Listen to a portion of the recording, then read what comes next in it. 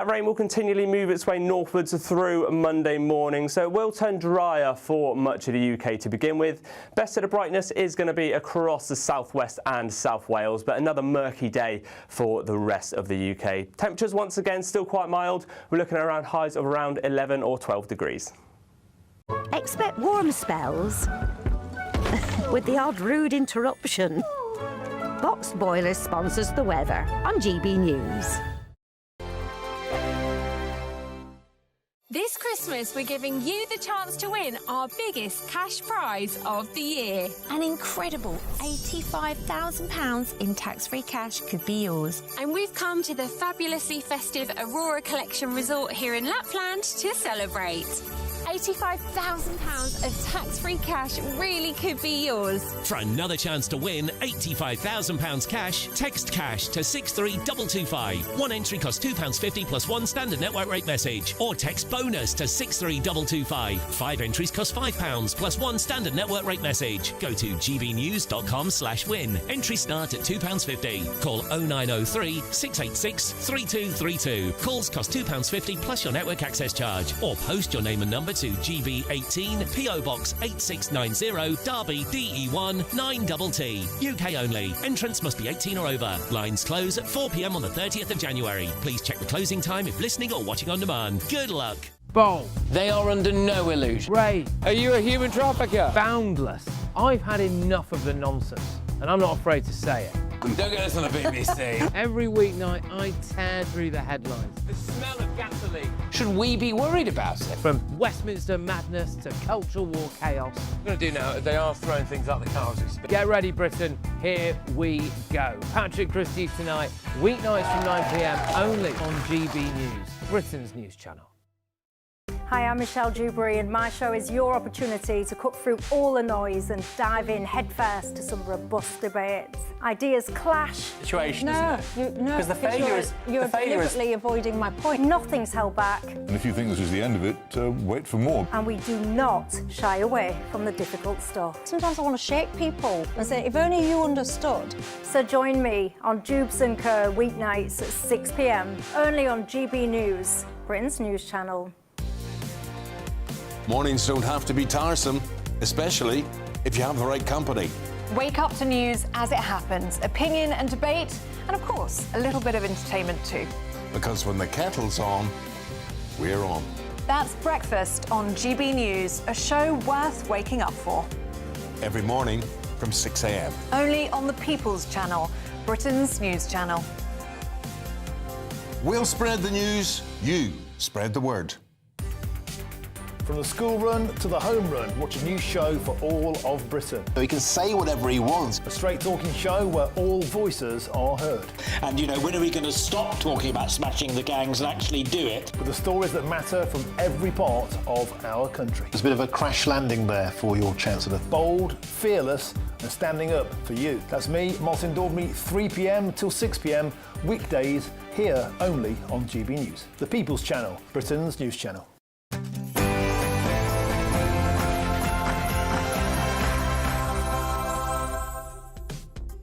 Good morning and welcome to Sunday with Michael Portillo.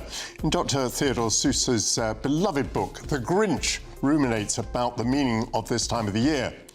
What if Christmas, he thought, doesn't come from a store? What if Christmas, perhaps, means a little bit more? On this final Sunday before Christmas, it's my pleasure to be with you for 2 hours of arts, culture, current affairs and politics. As the year ends, the USA and Europe are divided over Ukraine, and the European Union is far from united. My panel will discuss how much those divisions will affect our future.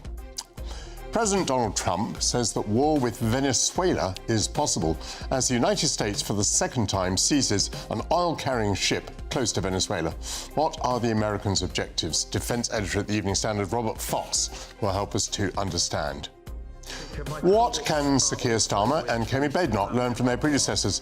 The former Labour Home Secretary turned academic Charles Clarke has systematically evaluated Labour and Conservative leaders of the past.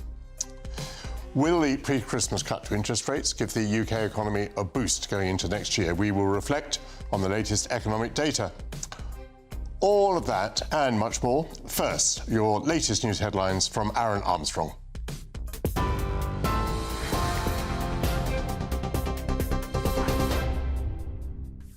Thanks, Michael. Good morning to you. 11:01 here in the GB newsroom.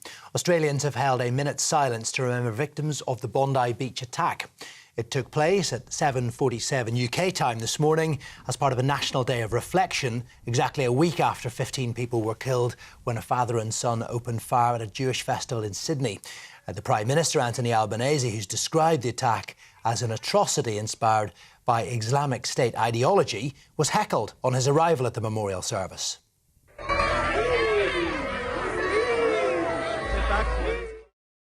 To announce a review into the police and national intelligence agencies to ensure authorities are equipped to tackle extremism, and Labour Party Chair Anna Turley accepts the UK needs to do more to protect the Jewish community. We are absolutely determined, as we've rooted out anti-Semitism from the Labour Party, to do so in the country too, because this country should absolutely be a safe space for Jews. I have many Jewish friends that I care deeply about who are as English and have always felt safe and as comfortable and as happy to practice their faith in this country as anyone else. And it's devastating to hear that they feel unsafe. And what happened in Australia is a really strong message to everyone around the country. More than a dozen documents, including a photograph of President Trump, appear to have been removed from the Epstein files. This image of Jeffrey Epstein's desk with a photo of Mr. Trump visible inside a drawer, one of 16 documents no longer available on the Department of Justice website. Democrats have noted file 468 is missing and have demanded an explanation for its apparent disappearance. The partial release of more than 13,000 documents has been heavily criticised for its lack of transparency. The files, including many photos of celebrities, were published with no captions or context and were heavily redacted, although there's no suggestion of wrongdoing. There was almost no mention of the US president in the documents, leading to accusations of a cover-up, and these people in New York have expressed scepticism and fatigue. The delay had everything to do with Trump's Justice Department to redact anything and everything that would tell the truth about Trump and the files. It hasn't answered the length of what has been going on behind the scenes. The longer you play it out, the more people lose interest, and I think that's probably the play here. I think the hope is people lose interest and then they can release it at a time and say, look, we released it, but at that point in time it's maybe too late. More than 800 asylum seekers have crossed the English Channel so far this weekend. Home Office figures released this morning detail 103 people arrived last night after 700 made the journey earlier on Saturday in 13 small boats. It brings the total this year to more than 41,000. An investigation's revealed China is buying up property and increasing its diplomatic presence in the UK as it waits for a so-called mega embassy to be approved. It will be built on the site of the former Royal Mint, near the Bank of England and the Tower of London, sparking concerns about national security. The Sunday Times claims the Chinese state's bought more than 50 properties across London that don't have diplomatic status and has registered a new official with the Foreign Office, roughly one every 2 months over the past 5 years. In 2010, China had 94 diplomats in the UK.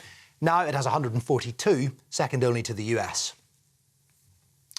Karen Carney and her dance partner Carlos Gu have won this year's series of Strictly Come Dancing.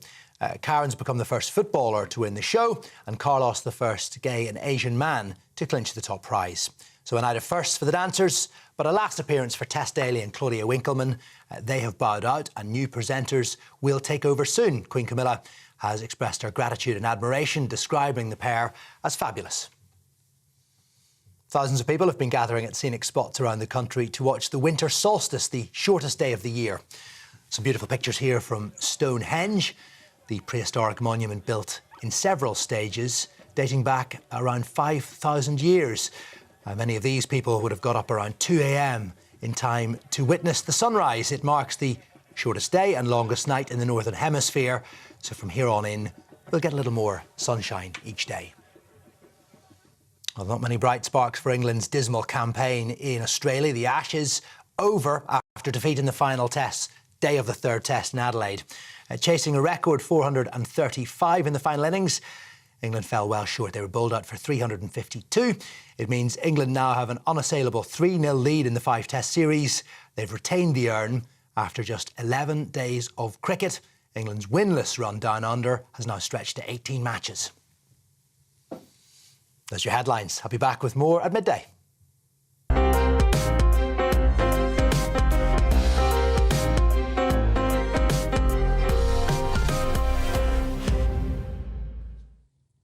Thank you very much, Aaron Armstrong. There's no disguising the division that has split NATO. President Trump wants Ukraine to accept Russian control over territory that it has captured and some more that is still being fought over. Most European governments want to finance Ukraine to fight on. But within the European Union, there's also a minority that's unwilling to challenge Putin over his aggression. With both NATO and Europe fractured, alliances that have been in place for decades are seemingly at an end. What are the consequences? Joining me now, my panel, writer and broadcaster Candice Holdsworth and former Labour advisor Matthew Lazar. Welcome back to you both. Thank you. Matthew, do you feel, as I do, that we have reached a turning point? This is something quite different now. Yes, I think this is something different from what we've experienced past, but I don't think it is fatal to the transatlantic relationship. I think Trump is the worst president for at least a century, and I think his naivety and ego are putting both Americans and, frankly, all of us in NATO members at risk. However, look, Trump thinks he's the king of the world now. I think he is pretty soon going to be a lame duck president, because he's going to... The clock is ticking, as it does on every American president in their second and final term. And I think there are signs of hope from America. We saw the Senate pass a massive defence bill last week, which includes, in a Republican-controlled House with lots of Republican votes, which mandates troops in Europe, for instance. So a minimum number, actually slightly higher than the number who are already here. So I think there are lots of people in Washington who want the transatlantic relationship to continue. And I think that Europe does, and there's a silver lining, if there is one, which is that Europe is at last starting, not finished, but starting the journey to getting its defence house in order, spending more money. We've seen the Germans last week commit to 50 billion on defence equipment, which is a huge transformation. Indeed, we're doing more here in this country as well, with all-party support. So I think there are signs that we should worry, but not be completely depressed. My problem with your answer is it could sound like another European excuse for doing nothing. As soon as Trump has gone, which, by the way, is still 3 years' time, the United States will revert to its more normal policy position and integrate with NATO. But actually, of course, there were signs under other US presidents as well that they were getting fed up with footing the European bill. Whilst you say that Europe's getting its house in order, there's a tremendous range of reactions. And the range is basically that there's more reaction the further east you are. The closer to Russia that you are, the more you're increasing your defence spending and indeed the aid that you're giving to Ukraine. And that, of course, means that Britain is pretty much at the bottom of the pile, committed, yes, to increasing its defence spending, but at some time in the future. And by the way, now putting all sorts of different things into the pot, which might vaguely be described as defence spending. In other words, we're still in the business of kidology. Instead of being concerned about how well we can defend ourselves, we're still concerned about putting on a show of meeting a NATO target. Yeah, look, absolutely. It mustn't be, no country must, make this a pretence rather than a reality in terms of what they spend on defence. I actually think it's also a north-south divide in Europe. I mean, the Spanish are bluntly and blankly refusing to meet the NATO target. I think in terms of the key thing for me is Germany.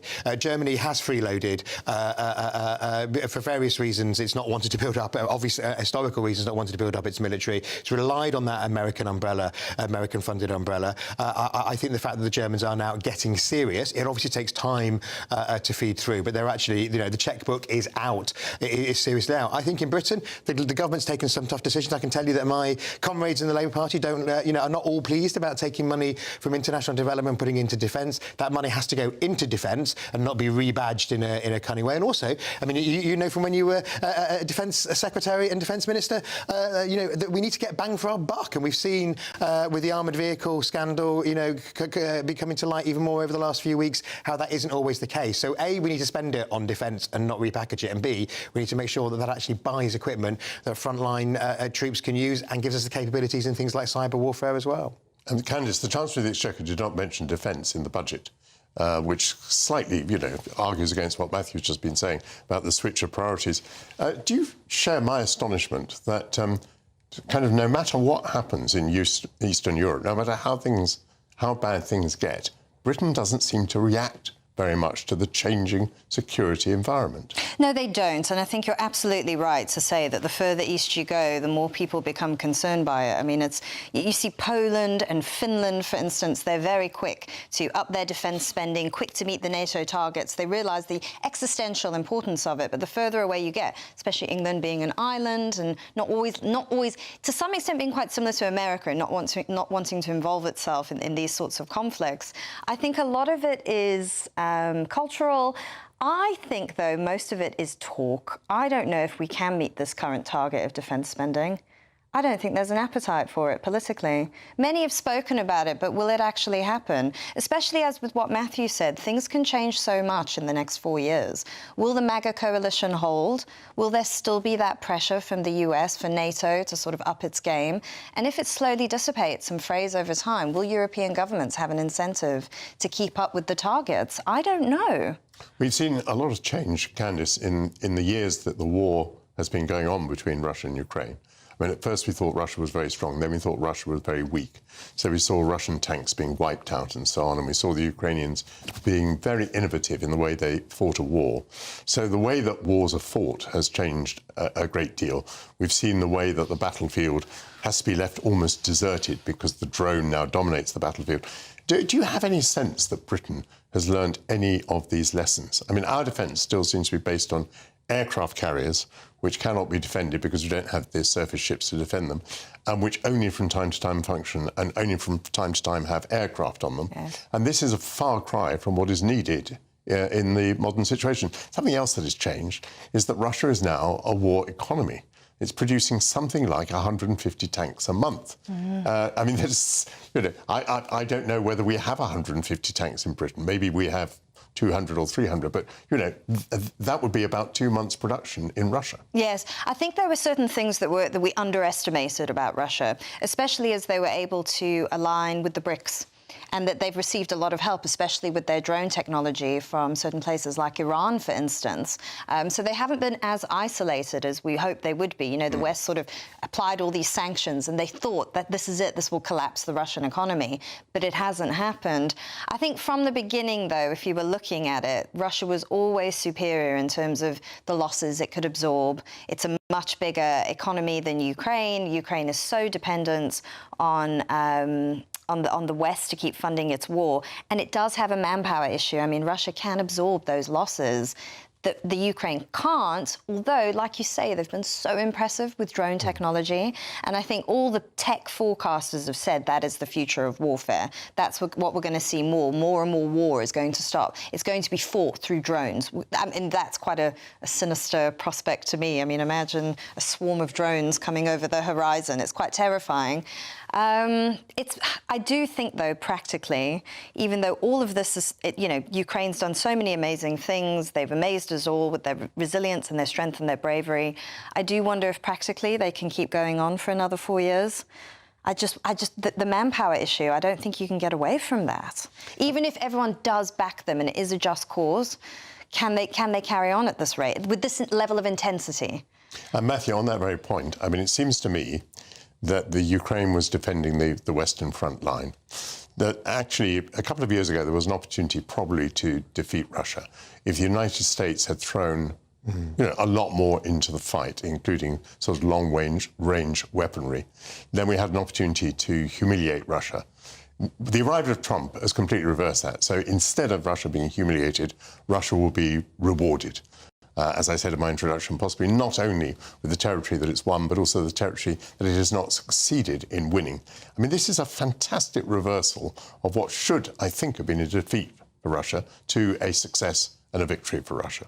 Yeah, absolutely. Talk about defeat from the jaws of victory, which is one of the reasons why I think history will treat Donald Trump's second presidency very badly indeed. I think it is. I mean, I think, frankly, at the moment, it is shocking that our hopes of a just settlement in Ukraine rest on Putin saying no to the settlement being offered by Trump, which is an extraordinary situation to be in. I mean, frankly, I actually think that Putin will get cocky, we'll try for the maximum. And therefore, that's our hope.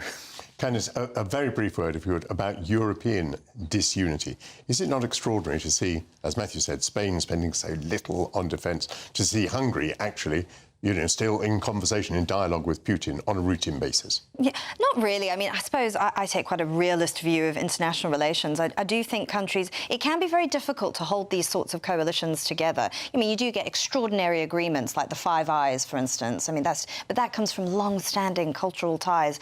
Most countries act in their own interest, and I think usually the population will back that. They will usually want their governments to focus on domestic interests. Foreign policy in most countries is very, very low on the list of priorities.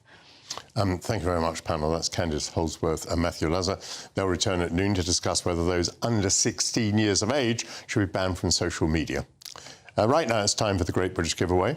It's your chance to win our biggest cash prize to date, an incredible £85,000. Hayley Sparks has been on a magical trip to Lapland and has all the details you need for a chance to make it yours.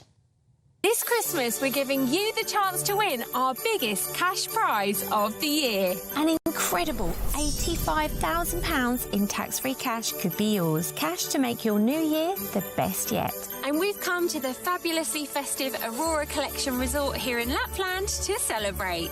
Imagine what next year could look like for you with a whopping £85,000 in the bank. You could find yourself on the adventure of a lifetime or just safe in the knowledge that next year is on us. £85,000 of tax-free cash really could be yours. Go on, give it a go, and Merry Christmas! For another chance to win £85,000 cash, text cash to 63225. One entry costs £2.50 plus one standard network rate message. Or text bonus to 63225. 5 entries cost £5 plus one standard network rate message. Go to gbnews.com/win. Entries start at £2.50. Call 0903 686 3232. Calls cost £2.50 plus your network access charge. Or post your name and number to GB18 PO Box 8690 Derby DE1 9TT. UK only. Entrance must be 18 or over. Lines close at 4 p.m. on the 30th of January. The winner may be contacted live on GB News, week commencing the 9th of February 2026. Please check the closing time if listening or watching on demand. Good luck.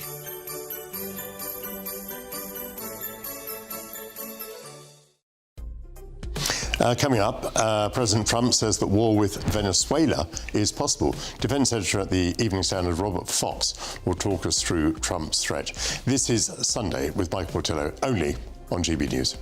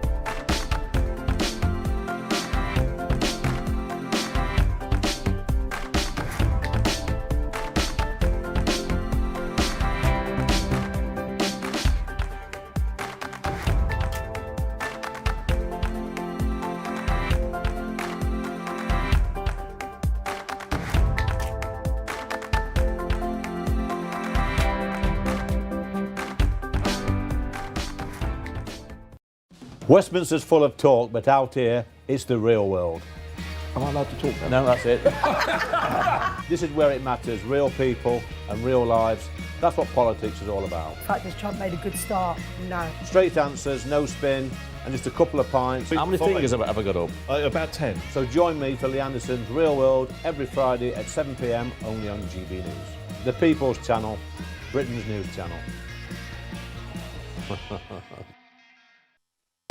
You want to know what's really going on in the corridors of power? Labour don't know what to do with you half the time, and that makes you quite lethal in the chamber. Get behind the headlines with Chopper's Political Podcast. Join me, Christopher Hope, as I sit down with the great and the good of British politics. We'll see where this ruling takes us. These are the stories shaping our nation. Chopper's Political Podcast, available now on all platforms. Listen in and stay ahead. Decisions made in Washington aren't just shaping America, they're shaping Britain too. From migration to global security, from crime to health. Whatever happens in the White House today will be felt in your town or city tomorrow. That's why The Late Show is live from Washington, D.C. Cutting through the politics to show you what it all means for Britain. The Late Show live every night at midnight. Only on GB News, Britain's news channel.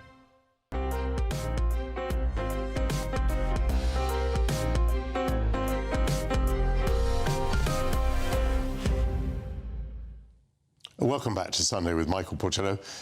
President Donald Trump has accused the Venezuelan President Nicolas Maduro of using stolen oil to finance the country. President Trump has imposed a naval blockade to stop oil tankers entering and leaving Venezuela, and the United States has now intercepted a second oil-carrying ship. What does President Trump aim to gain from this crisis? With me now is the defence editor of the Evening Standard, Robert Fox. Robert, very, very good to see you. I feel that many people may have the sense they've entered this story halfway through. They don't know the origins of it.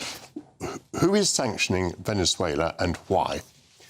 Well, it's a coalition, actually, of like-minded in the region led by the United States. And it's because of the very uncivil rule that has been carried out by Maduro, who is reading entirely the playbook of his predecessor, Chavez. And this is a menace because Venezuela is enormously important. That sounds like a cliche, but it's got one of the biggest oil reserves in the world. Now, if you add to that the reserves of Ecuador going right around Colombia and Guyana, and then we go south, the Malvina Basin, huge offshore, which runs, obviously, across the Falklands and Argentina. It is actually one of the biggest oil bubbles in the world. And this has been, I think, quite legitimately a US security concern.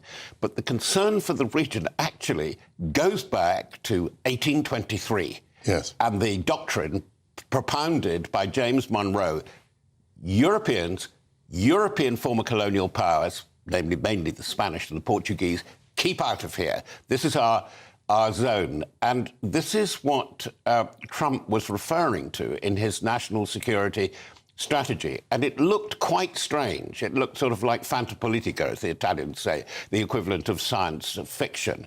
But in fact, it's a long concern. And there is real concern that the anarchy that we've seen in Colombia, above all in Venezuela, but now Ecuador, is really damaging, and they're looking at Central America. And Trump is saying, this is our backyard, this is our interest, this kind of activity has got to stop. Now, the tankers are particularly interesting, of course, because this brings Rubio into it, because a lot of the tankers, or a lot of the tanker flow, has been heading to Cuba to prop up the regime there. So there's a lot more substance underneath this, but the crisis, as you suggest, in Venezuela has been going on since the Obama presidency, when they realized things were getting out of control with the succession of Chavez to Maduro. You didn't mention there narcotics or human rights or illegitimate election results in Venezuela. Do those also play in? Narcotics are a very good emblem from Venezuela, but my understanding is it's quite a small part of it. To go to the real narco production and exports, you have to go to Colombia. Now, Ecuador is an absolute free-fall zone, and then you go down the west coast of South America, Bolivia, of course, which produces a lot of the stuff, and to an extent Peru. But the narco trafficking is important, but it's an excuse, I think, more than the real cause. The real cause is this enormous resource fueling and running this dreadful regime, total abuse of human rights, which is quite threatening because they spread the disorder right throughout the region, has been a great driver for migration, and that's why you get the bottleneck as you go north, as you go through the isthmus and to the United States. So what are Trump's objectives? Is it regime change in Venezuela, or is it something even broader than that? I think it's the latter. It is regime change first, but there's a very interesting, rather timely warning to say, be careful what you wish for and how you go about it, from a man who's not a fan of Donald Trump, President Lula of Brazil. And the playbook is very murky here, because you've got to be jolly careful. If you change regime, you've got the mechanism, you've got the administration, you've even got the force to take over and run the country. That's where they made a terrible mistake, as you know, eventually in 2003, and they realized it when they went into Iraq, where they thought they had the army, and they closed down the administration because they closed down the Ba'ath Party. He is being advised he mustn't do the same. And it's very interesting that the Nobel Prize-winning opposition leader has stayed to one side from this. She's not part of, curiously, although she's a very successful leader of the opposition, she is not part of the Trump menu on this. And this is a region, after all, where governments don't even control their own territory. I mean, the government of Colombia, over a long period, didn't control about a third of its own territory. Well, I think it's also much the same, because it's very interesting how we've seen Colombian mercenaries, going into Venezuela, and Colombian mercenaries, and there's a big discussion about this, whether UK agencies were involved as US, have been going into Sudan, where to the Rapid Support Forces, which have been blamed for the latest round of massacres, including UN monitors. This is the problem, and it's the problem that you face, to come back to your poll question, in Venezuela. Large military, could it come over, but a large and socially more significant militia, which I'm afraid Maduro controls. Yes. I mean, the more you speak about this, obviously the greater the span of the problem appears to be. And just linking this to the previous discussion that we were having, and I know you heard it, about the disintegration of NATO, effectively. This demonstrates that as far as President Trump is concerned, what's going on in Venezuela and Colombia and Ecuador is much more important to him than what's happening in Europe. But not to his advisors. Right. Because there are people who have been, and you're hearing a pushback from Congress on this. Yes. They're saying, like, actually, don't pretend NATO. Don't listen too much to Vance and Pete Hegseth on this, and say, you know, they're all impure, really, let's tie up with the MAGA sympathisers, who are not quite so sympathetic as they think, like AfD and so on. The argument is, no, NATO, I know European NATO, it hasn't been to your prescription, but it's your Atlantic shield. You've got to have your back door, and actually in terms of boots on the ground, and actually doing quite a lot in marine warfare, submarine warfare, sub-aqua warfare, which is where Britain comes in as a leader, and the Treasury has got to get off its backside and really support the naval development programme that that General Sir Gwyn Jenkins, the new head of the Navy, is proposing. No, it's not either or. It's both and it is part of America's position in the Atlantic and the Pacific. It can't say NATO no good, because actually there's a hell of a lot of NATO that I'm observing that is working really rather well. And there are people that are not mentioned, like Meloni in Italy, who is doing an awful lot to help the effort in Ukraine in a non-obvious way. Well, namely, sending generators, packs of generators, to keep the lights going. And there is, in the American military, I think there's quite a bit of pushback against Trump. I'm very, very interested to see who he'll replace Hegseth with, by the way, Trump. Robert, that's all absolutely fascinating. Thank you so much. I don't think we talk about the motivations and the issues that Trump has in Latin America nearly enough. Coming up, what can Sir Keir Starmer and Kemi Badenoch learn from Labour and Conservative leaders from the past? The former Labour Home Secretary, Charles Clarke, will give me his analysis. This is Sunday with Michael Portillo, only on GB News.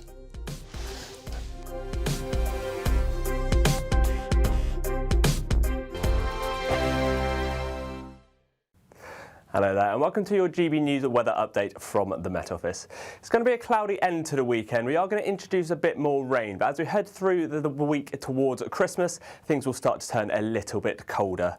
But as we look out there at the moment, we have some low pressure out towards the west, which is bringing us this southeasterly wind across the UK. Now there is plenty of cloud within this and a few outbreaks of rain and showers, especially across the southwest and northern England. But elsewhere, it's going to be a dry afternoon. Like I said, plenty of cloud around, so it will be a little bit murky, but the temperatures for this time of year, it is still going to be quite mild. We're looking at around temperatures of around 10 or 11 across the south, maybe just a little bit cooler, 8 or 9 across Scotland. Now, as we go through this afternoon and evening, we start to introduce this rain across the southeast, so turning a lot wetter here, but it will be quite patchy, especially across the west. Northern England stays mostly dry, still quite a bit of cloud around, but some patchy rain across Northern Ireland and some more persistent rain across eastern Scotland. The best of the conditions is going to be up towards the northwest, where we still have some clearer conditions to end Sunday, but that won't last too long, as we do need to keep an eye on this rain, as it does move its way northwards through this evening and through the early hours of Monday morning. It does turn heavy as it reaches the Pennines, and towards the southwest those showers will start to turn a little bit more heavy as well as we enter Monday morning.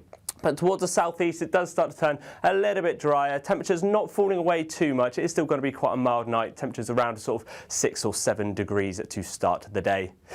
That rain will continually move its way northwards through Monday morning, so it will turn drier for much of the UK to begin with. Best of the brightness is going to be across the southwest and South Wales, but another murky day for the rest of the UK. Temperatures once again still quite mild. We're looking at around highs of around 11 or 12 degrees. Britain deserves a newsroom that puts the facts and your voice first. Well, and that's what you get on GB News. Lively debates, lively conversation. And we're not afraid to hold power to account. And each other. So join me, Andrew Pierce. And me, Miriam Cates, for Britain's Newsroom, weekdays from 9:30 on GB News.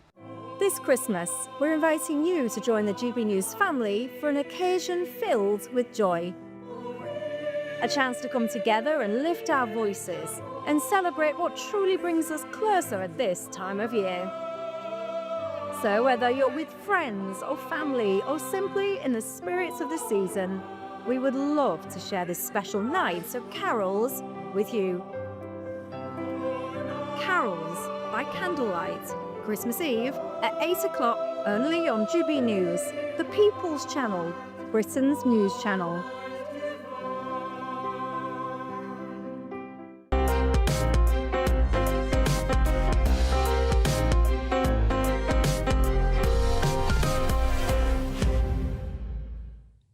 Welcome back to Sunday with Michael Portillo. Who have been the most successful leaders of the two main parties? That can be purely a matter of opinion, or you could attempt to measure their achievement. And that is precisely what is done in books co-edited by the former Labour Home Secretary turned academic, Charles Clarke, who joins me now. Hello, Charles. Welcome to GB News. How are you doing?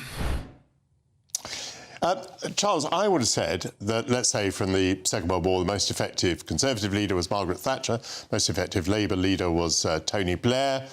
Why do you need to write a book of several hundred pages to cover that territory? Well, really, because it's difficult to objectively measure. Your opinion, important as it is, my opinion, important as it is, doesn't really tell the picture. What's the picture? It is how well you do in general elections. It's how many seats you gain or lose, what you do or don't do on the share of the vote. And if you produce the tables which show how people do or didn't do, then it isn't always quite as you expect. For example, your old friend, David Cameron, is the most successful in terms of seats won or lost of recent Conservative prime ministers. That probably surprises you. It certainly surprised me, rather ahead of Margaret Thatcher. The two ahead of all of them are two very old-standing Conservative leaders, Robert Peel and Lord Salisbury, who were the most successful of all. But anyway, it's in one sense, it's a parlour game. But just as we measure success or failure in everything, football managers or whatever it may be, you have to have some metric. And I think the metric is how well you did in general elections. You can come to other views, but I think that's as good as any. Some of the results are indeed absolutely fascinating. I think I'm right in saying the following. Correct me if I'm wrong, please. But in 2017, I think Theresa May puts on more than 2 million votes. Unluckily for her, Jeremy Corbyn puts on more than 3 million votes. Now, I think both of those are pretty surprising to people. And I fear the booby prize of all time goes to Rishi Sunak, who in one election manages to lose more than 7 million votes. That's right, and there's a correlation between three numbers that you can measure. One, seats gained or lost, one, share of vote gained or lost, and we see the classic example in Keir Starmer's victory last year, where he did very well in terms of seats, but not very well in terms of share of votes.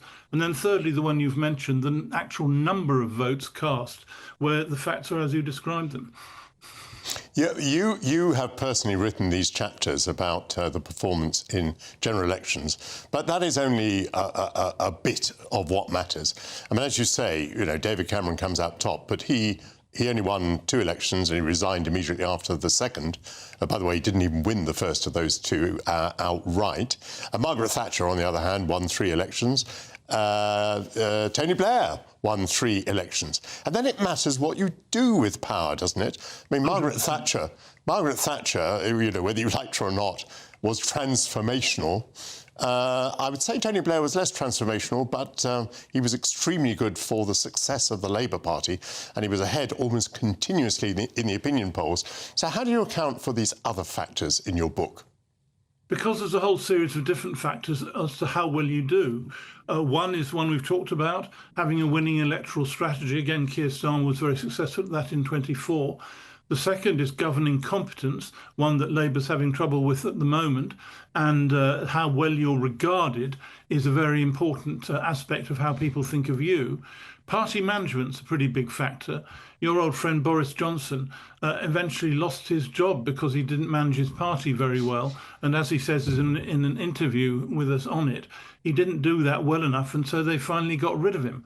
The fourth argument is one where I think Margaret Thatcher was very much on the side of her times, what we call rather technically political argument hegemony.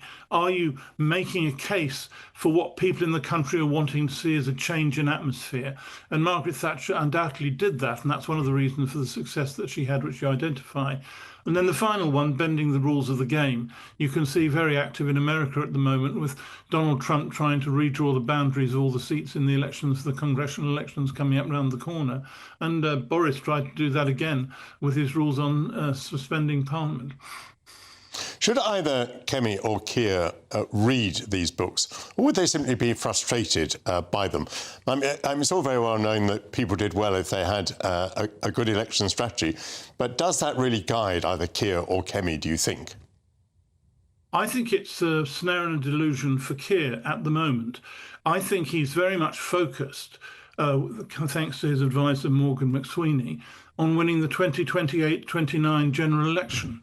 And he thinks that that election will be won by Labour if we can make it ourselves against reform. And so you see that in all the rhetoric, all the ideas and so on.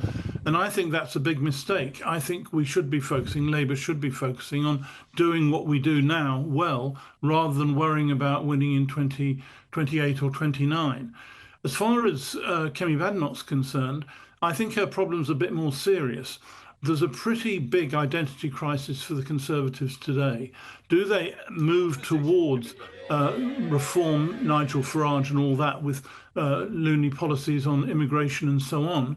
Or do they go to the traditional centre of Conservative politics, as someone her shadow cabinet would very much like her to do? I think we've been seeing a bit of that recently with her focusing on the economy, which is a good thing for her to talk about. And if she does carry that through, but I don't think she's finally got rid of the Robert Jenricks in her life who want to drag her back to being a reform lookalike. Charles, you mentioned that some surprises come out, particularly in the statistics. Just very briefly to sum up, what were the greatest surprises for you? I mean, which people from history should we look back on with a new summing up? David Cameron, as I said, did surprise me in that respect. There's some other basic rules that if you come after a good Prime Minister, as both John Major and Gordon Brown did, it's very difficult for them to do well. So they end up with a complete mess in the situation, maybe an unfair judgment on them right at the bottom of their tables. The person I used to work for, Neil Kinnock, does surprisingly well in these tables because he went up in 2 successive elections, unfortunately not to become Prime Minister, but he performed better than most people think. It's worth reading just to get a picture of what might happen and maybe make one think differently. I think the other big thing, Michael, I'd emphasise is leadership counts. So if, for the sake of argument, your party had chosen Michael Heseltine, or indeed yourself at some point, as leader, would that have transformed its prospects? If David Miliband had been chosen rather than Ed Miliband, would that have transformed Labour's prospects? And my worry about leadership elections is people don't look enough at the issues which are important to seek in a leader, and they tend to go for some glam or some ideological position or whatever. And I think they need to think much harder about what leadership requires. To be leader of a major political party in Britain is a massively demanding job, and you need to look at it from that point of view. You've ended up with some fascinating questions. Just tell us quickly, the names of the 2 books are? They are British Conservative Leaders, there you are, and British Labour Leaders. Not too difficult to grasp, simple titles, British Political Party Leaders. Charles, thanks very much indeed, Michael. Huge pleasure to talk to you. Bye-bye. Lovely to talk. Coming up, will the pre-Christmas cut to interest rates give the UK economy a boost? We'll discuss that next. This is Sunday with Michael Portillo, only on GB News.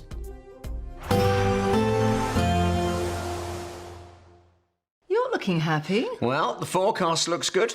So you've sorted the travel insurance then? All Clear Travel Insurance sponsors GB News Travel Destinations Forecast.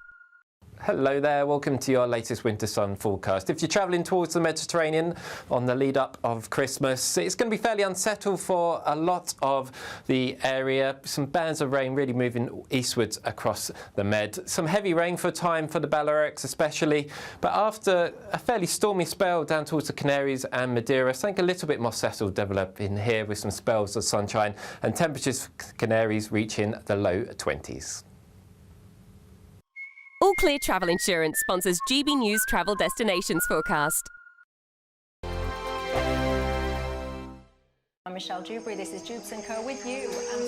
Hello everyone, Patrick Christie's here. GB News, Britain's news channel. Access the stories that matter to you. Take the GB News family with you on any device. And as long as you have an internet connection, tune in to GB News anywhere on the planet or beyond. GB News, the People's Channel, Britain's news channel. Join me, Nana Akwe, for an informative, interactive news programme with a difference. It's fun. No, he didn't say that, Dave. I'm so surprised. I think there's an element of truth to that. Join me from 3 p.m. every weekend, only on GB News, Britain's news channel. Mornings don't have to be tiresome, especially if you have the right company. Wake up to news as it happens, opinion and debate, and of course, a little bit of entertainment too. Because when the kettle's on, we're on. That's Breakfast on GB News, a show worth waking up for. Every morning from 6 a.m. Only on the People's Channel, Britain's news channel. We'll spread the news, you spread the word. Britain was once the envy of the world.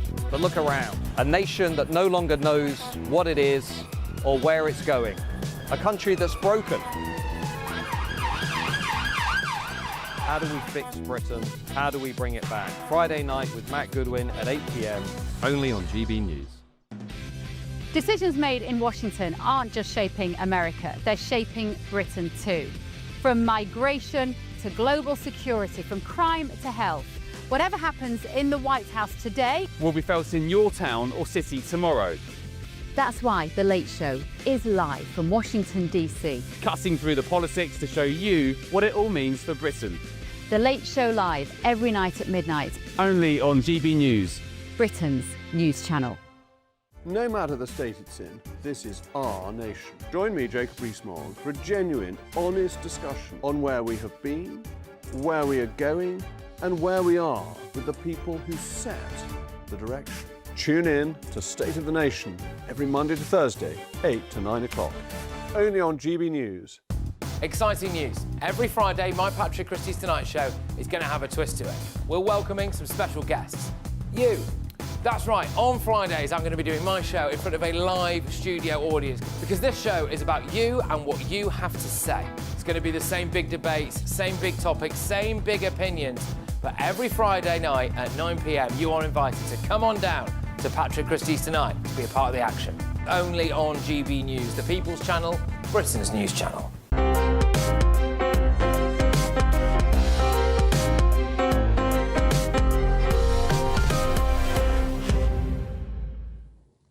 Welcome back to Sunday with Michael Portillo. This week we found out that the unemployment rate has risen to 5.1%. Retail sales slumped in October. The growth figures, or rather the contraction figures, were pretty disappointing, but interest rates have been cut. Now, what do all those indicators mean for the overall health of the economy in 2026? I'm joined now by the economist Justin Urquhart-Stewart here in the studio. Justin, what did you make of it all? I mean, let's talk about growth, or more accurately, contraction. Yes, exactly. At the end of the year, it turned out that, towards the end of the year, it turned out the economy was not growing. Yep. How serious is that? It's very serious indeed, because that's the bit where you actually got to get back to the one word that runs an economy. Confidence. Confidence, actually, it's going to grow, but unfortunately we're not seeing any of that coming through. And they're pressing the wrong levers. So we had this week, we talked about interest rates being cut. It has no effect. You go back 20 years ago, it impacted on people's mortgages. Those people who've got mortgages now, and now relatively few, they're fixed. So you cut mortgage rates, nothing happens at all. Does it mean that companies will now go out and start borrowing more? No, they won't, if they haven't got the confidence to do so. And funnily enough, when you cut interest rates and you still have inflation, it's not necessarily a good sign. It means that we're worried that unless we cut interest rates, we're not going to get any growth at all. Well, that's the issue. And of course, whilst the general view is inflation is slowing down, well, our inflation is still significantly higher than we're seeing in the rest of Europe. So I wouldn't be too confident that actually that's going to go down to those sort of levels anytime soon. But in the meantime, there's an awful lot they can be doing domestically here to sit there and say, right, what actually gets this UK economy going? Mm-hmm. And the answer is it's down to the consumer, down to actually people just going out and spending more, and that will come down to confidence. We know that the greatest employer in this country are the smaller businesses. Smaller businesses are the ones that will get things going. The larger companies won't be doing that. And we know that there are actually a lot of people willing to start businesses, but that confidence has been taken away. And you need things like the enterprise investment schemes, which are great schemes because they don't cost the government anything until, well, companies go bust, because they're guarantee schemes in effect. And so there are lots of ways in which governments can actually try and encourage more regional development, which doesn't cost them any money. Why won't you be doing that? And that's the bit I find so frustrating. A lot of people have made the argument that the run-up to the budget has been at least partly responsible for the very disappointing growth figures, because there was such chaos and people were worried about doing anything. On the other hand, if you do think that was largely responsible for the disappointing figures towards the end of 2025, you could argue that now that that period of speculation is over, now that we have certainty about tax rates and so on, even if they're higher than people hoped they would be, we do know where we stand now, and the economy might bounce back. Well, yes, you're quite right. We have a little bit more certainty. But where is the positive news to actually sit there and saying we are now encouraging more investment into these areas? We're encouraging people to be putting money into their pockets, not government money, but private money. There is no shortage of investment money in this country. We have, unfortunately, a highly... How do we know that? Well, we actually look at the amount of investment money we've got in pension funds and things like that. But a lot of that has been quite sensibly invested all around the world, nice, good, balanced funds, but not back here. And one of the problems we've got here is we have a very inefficient London Stock Exchange, which is now owned by a large data corporation, and the stock exchange is only about 10% of its business. It doesn't really care. We started the alternative investment market, the smaller companies market, actually in Glasgow 30 years ago, precisely to address this, to say, let's get smaller business, local money into local businesses at a low rate. relatively light regulation. The London Stock Exchange shut down those regional exchanges. They weren't wildly efficient, but they served enough a market. Brought it down to London, raised all the costs and charges, and has now made it very inefficient. So we are our own worst enemy here. And unfortunately, the Labour government doesn't really understand that because they haven't got anybody in business who's been going through this to actually understand which levers they need to try and pull. So we've got the money. We need to change some of the funding operations to make them more efficient, and to allow that money to flow in. Now give people the confidence to actually sit there and say, go ahead and do so. And by the way, here are the tax incentives to be able to do so. Vacancies down, unemployment up to 5.1%. Yep. When I saw that, I thought, well, maybe that's not all that relevant, because apart from unemployment, we have this vast number of people who are not in work because of sickness or whatever, and therefore I wonder whether the unemployment rate is as important as it used to be. Yeah, well, the NEETs, all those individuals, that is very worrying, because that's a generation of people who aren't doing anything. How do you get them back in? If you haven't got the routine and the discipline to be going out and doing that, then it's very difficult to start that when you're 10 years further on. So that's the bit you have to look at. No, not the unemployment, those who are not doing enough. Get them involved in it and give them the enthusiasm and dynamism, the incentive to do so. And what's that incentive? Is it extra money, or is it actually a better tax incentive further down the line? There are all sorts of things that can be tried to do that. But also encourage more people to have a go at their own businesses. Remember, those small businesses are the ones that will employ 1 or 2 extra people, and those 1 or 2 extra people, that's where you get your employment coming down. And of course, in the past 2 budgets, we've actually had a tax on employment, and you sit there and think, what on earth do you think you're doing? You want people to be employed, don't tax them away from it. And why were they doing that? And again, you look around to the people in that room on that budget, no one's run a business. No one's actually sat there and run a business. What's running a business? Waking up at 3 o'clock in the morning in a cold sweat, wondering if you've still got one or not. And I couldn't see that there. No, there's a lack of the business dynamism in there to really understand it. And I'm afraid going to the CBI and those sort of people, I'm afraid, doesn't really help very much. And maybe symbolic of that is the fact that Rachel Reeves apparently has been banned from her local pub. That is a local small business making its clear views. And thank you very much, Justin Urquhart-Stewart. Now that concludes the first hour of Sunday with Michael Portillo. Please rejoin me at noon. My panel will return to discuss whether young teenagers should be excluded from social media. As the curtain is set to fall on 2025, Stefan Kyriazis will join me to share his reviews of Into the Woods and Christmas Carol Gone Wrong. Why were the Knights Templar, the elite papal troops of the Crusades, arrested, tortured and burnt at the stake? And lastly, in our last Taste of Britain instalment of the year, I will be investigating a Christmas lunch of tacos and tequila. This is Sunday with Michael Portillo, only on GB News.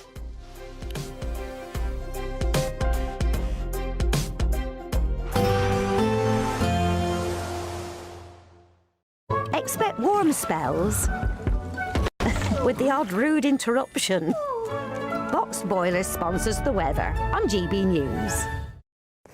Hello there and welcome to your GB News weather update from the Met Office.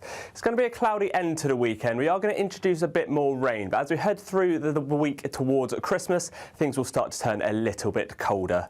But as we look out there at the moment, we have some low pressure out towards the west, which is bringing us this southeasterly wind across the UK. Now there is plenty of cloud within this and a few outbreaks of rain and showers, especially across the southwest and northern England. But elsewhere, it's going to be a dry afternoon. Like I said, plenty of cloud around, so it will be a little bit murky, but the temperatures for this time of year, it is still going to be quite mild. We're looking at around temperatures of around 10 or 11 across the south, maybe just a little bit cooler, 8 or 9 across Scotland. Now, as we go through this afternoon and evening, we start to introduce this rain across the southeast, so turning a lot wetter here, but it will be quite patchy, especially across the west.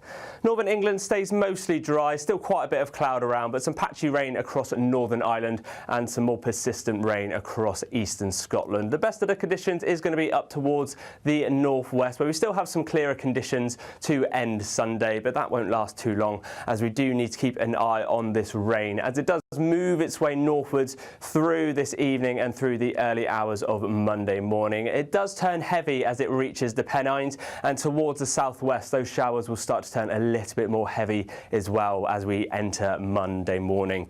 But towards the southeast, it does start to turn a little bit drier. Temperatures not falling away too much. It is still going to be quite a mild night. Temperatures around sort of 6 or 7 degrees to start the day. That rain will continually move its way northwards through Monday morning, so it will turn drier for much of the UK to begin with. Best of the brightness is going to be across the southwest and South Wales, but another murky day for the rest of the UK. Temperatures once again still quite mild. We're looking at around highs of around 11 or 12 degrees. Expect warm spells with the odd rude interruption. Box Boilers sponsors the weather on GB News.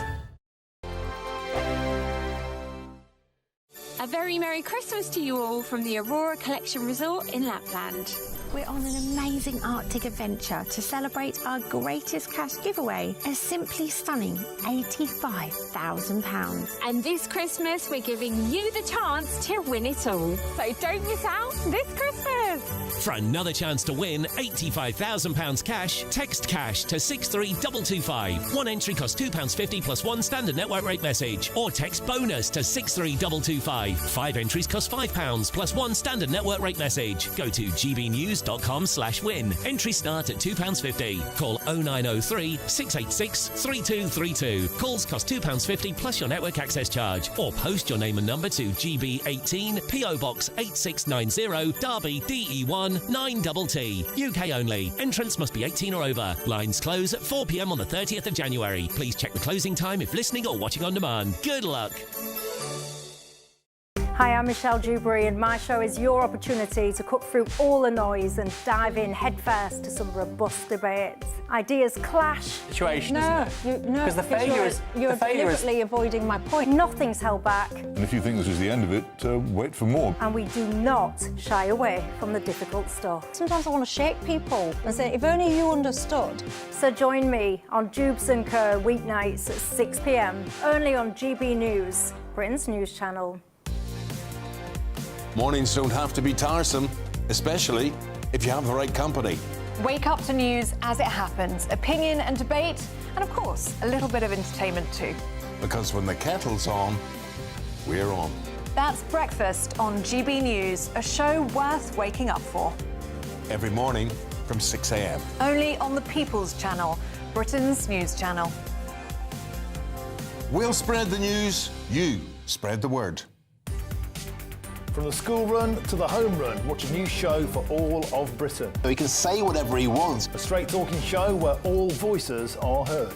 And, you know, when are we going to stop talking about smashing the gangs and actually do it? With the stories that matter from every part of our country. There's a bit of a crash landing there for your Chancellor. Bold, fearless and standing up for you. That's me, Martin Daubney, 3 p.m. till 6 p.m, weekdays, here only on GB News. The People's Channel, Britain's news channel. Westminster's full of talk, but out here, it's the real world. Am I allowed to talk now? No, that's it. This is where it matters, real people and real lives. That's what politics is all about. The fact has Trump made a good start? No. Straight answers, no spin, and just a couple of pints. How many fingers have I got up? About 10. So join me for Lee Anderson's Real World every Friday at 7 p.m, only on GB News. The People's Channel, Britain's news channel.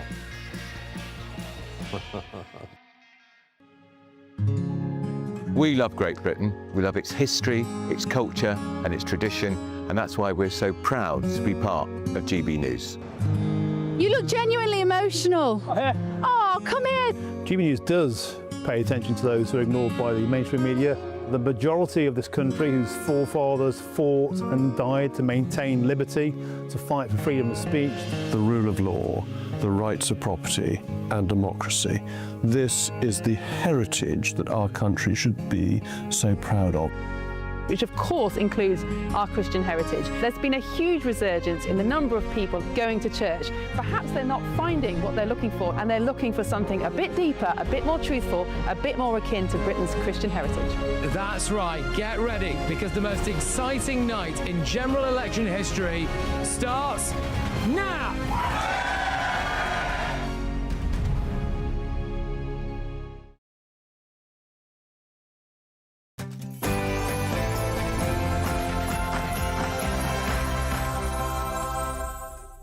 Hello, may I be amongst the first to wish you a good afternoon. Anthony Trollope asks in Orley Farm, is not additional not eating an ordinary Englishman's ordinary idea of Christmas Day. Let us feed the mind during another hour of Sunday with Michael Portillo as we discuss art, politics, culture and food. Just before the murderous attack on Jewish people on Bondi Beach a week ago, Australia made news early in the month by banning under-16s from social media. Assuming that that is practically possible, is it the right way to go? Is Australia leading the way? My panel will opine. As the curtain falls on 2025, Stefan Kyriazis has spent one last week in the theatre. He joins me to share his reviews of Into the Woods and Christmas Carol Goes Wrong. Why were the elite troops of the Crusades, the Knights Templar, destroyed, tortured and burnt at the stake? Were they really guilty of heresy and depravity, as their oppressors alleged? Historian Tony McMahon will give us his theory. And in our last Taste of Britain instalment of the year, Laura Diaz, the founder of Mescalito Chelsea and Mescalito Brompton, will join me to share an alternative Christmas lunch of tacos and tequila. All of that and much more. But first, news headlines from Aaron Armstrong.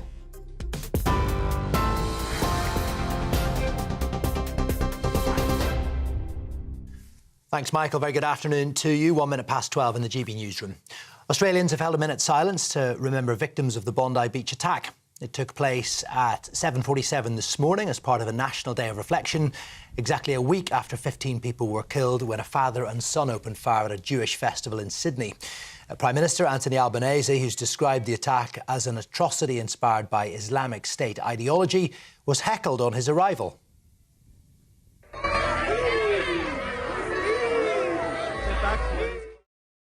A review into Australia's national intelligence agencies to tackle extremism. Labour Party Chair Anna Turley accepts the UK needs to do more to protect the Jewish community. We are absolutely determined, as we've rooted out anti-Semitism from the Labour Party, to do so in the country too, because this country should absolutely be a safe space for Jews. I have many Jewish friends that I care deeply about who are as English and have always felt safe and as comfortable and as happy to practice their faith in this country as anyone else. And it's devastating to hear that they feel unsafe. And what happened in Australia is a really strong message to everyone around the country. More than a dozen documents, including a photograph of President Trump, appear to have been removed from the Epstein files. This image of Jeffrey Epstein's desk with a photo of Mr. Trump alongside Ghislaine Maxwell and Mr. Epstein is visible inside a drawer. It's one of 16 documents no longer available on the Department of Justice website. Democrats have noted that file 468 is missing, and they have demanded an explanation for its apparent disappearance. Well, the partial release of more than 13,000 documents on Friday evening has been highly criticised for its lack of transparency. The files, including many photographs of celebrities, were published with no captions or context. They are also heavily redacted, although there's no suggestion of wrongdoing for those who appear in the pictures. There was almost no mention of the US president, though, leading to accusations of a cover-up. Venezuela has strongly condemned the US seizure of a second oil tanker this month. President Trump ordered a blockade of sanctioned tankers entering and leaving Venezuela earlier this week. His administration claims illicit oil is being used to fund narco-terrorism in the region. The US Coast Guard boarded the ship in international waters. Venezuela has described the latest move as theft and kidnapping and has previously accused the White House of trying to steal its resources. More than 800 asylum seekers have crossed the English Channel so far this weekend. Home Office figures released this morning detail 103 people arrived late last night after 700 made the journey earlier on Saturday in 13 small boats.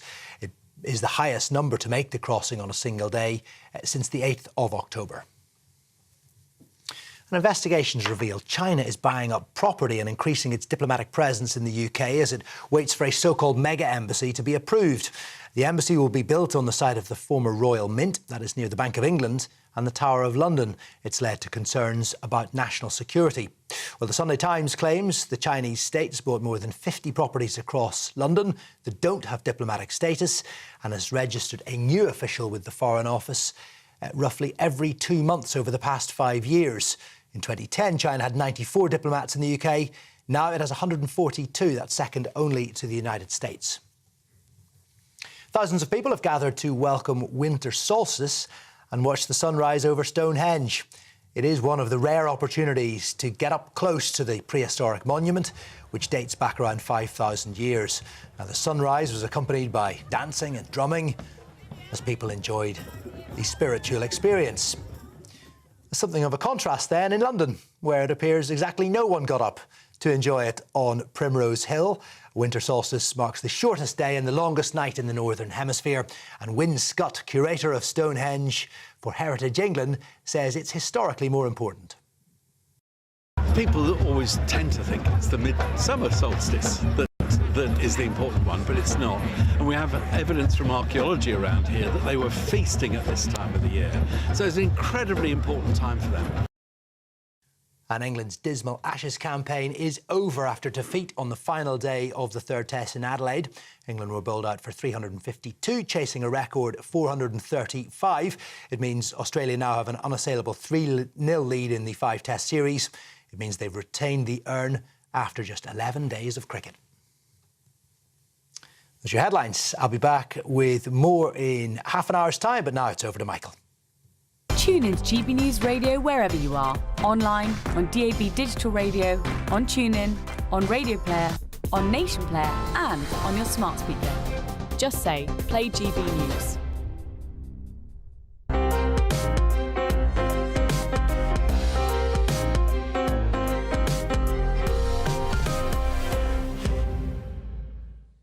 Thank you very much, Aaron Armstrong. Just before the murderous attack on Jewish people on Bondi Beach a week ago, Australia had made news by banning under-16s from social media. Now, assuming that that is practically possible, is it the right way to go? Is Australia leading the way? Joining me again, my panel, writer and broadcaster Candice Holdsworth and former Labour advisor Matthew Lazar. Candice, just before I ask you your opinion, could you put forward the case? Why would anyone think of banning under 16-year-olds from having access to social media? So if I was going to make the argument for it, yes. I think the general consensus seems to be that there's a few things. So one, people are worried about certain influences online, that they feel like teenagers now, they are exposed to a lot of things, like on TikTok, for instance, or YouTube, which can influence them in a negative way. I mean, I know for a fact that a lot of people are worried that kids, for instance, are developing attitudes which are very anti-Western. And, you know, I think websites like TikTok, I think people are very, very aware that it is... TikTok claims it's separate from the CCP, but I don't think so. And the algorithm is a bit of a mystery to us. We don't know what content it's promoting. And you were talking about anti-Semitism. You know, anti-Israel attitudes and anti-Semitism is actually quite prevalent amongst the young.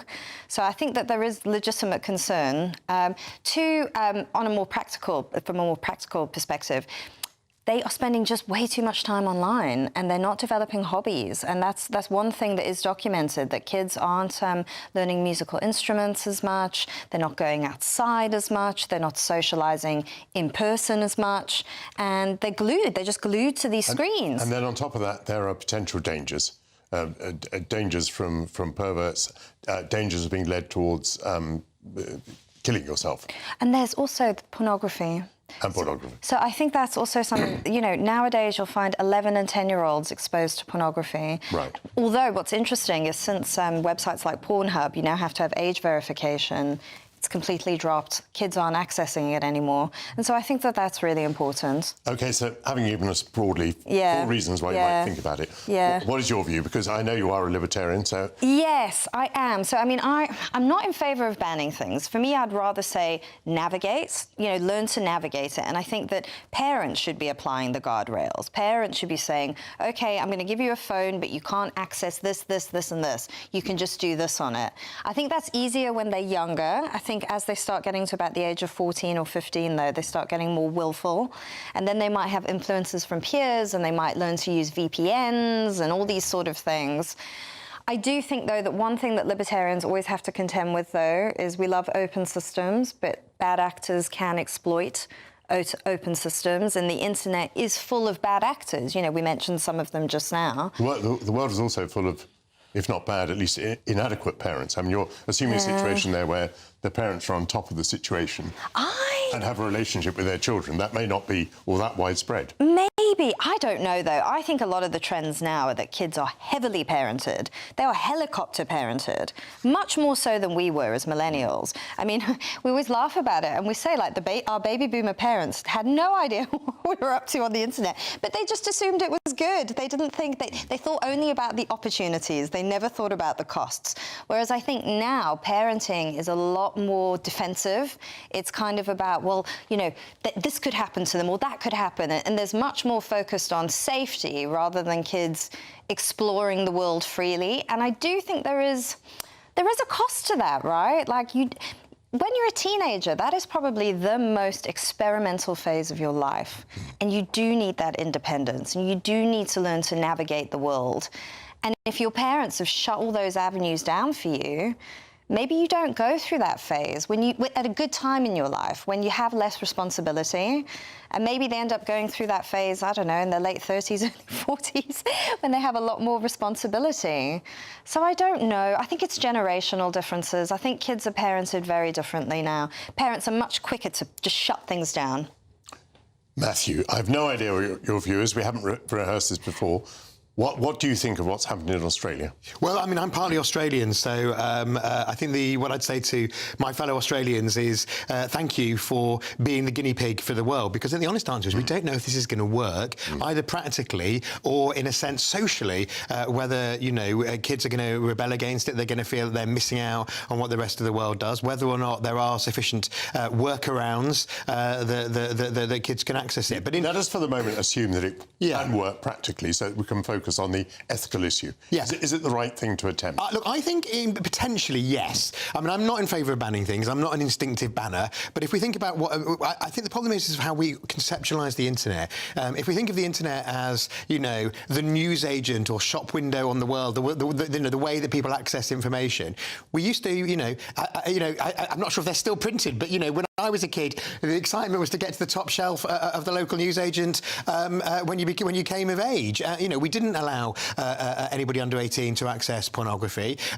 We didn't allow under 18s to have free reign. Now, obviously, the tech giants say we're not publishers, we're just a tech platform. But actually, I think in reality, as we've seen, as you say, with the dangers present, I think we do have to protect young people from it. So I'm not an instinctive banner, but I think that the pressures on young people are just extraordinary. And I think one of the ideas is to take pressures off young people, either to conform, to follow what they see, or just to just get stuck in rabbit warrens of particular making, some of which can be dangerous. I mean, a comparison that was made to me by a relatively young person, someone in her 20s, was that the social media is much more dangerous than alcohol, and we don't hesitate to ban alcohol from young people.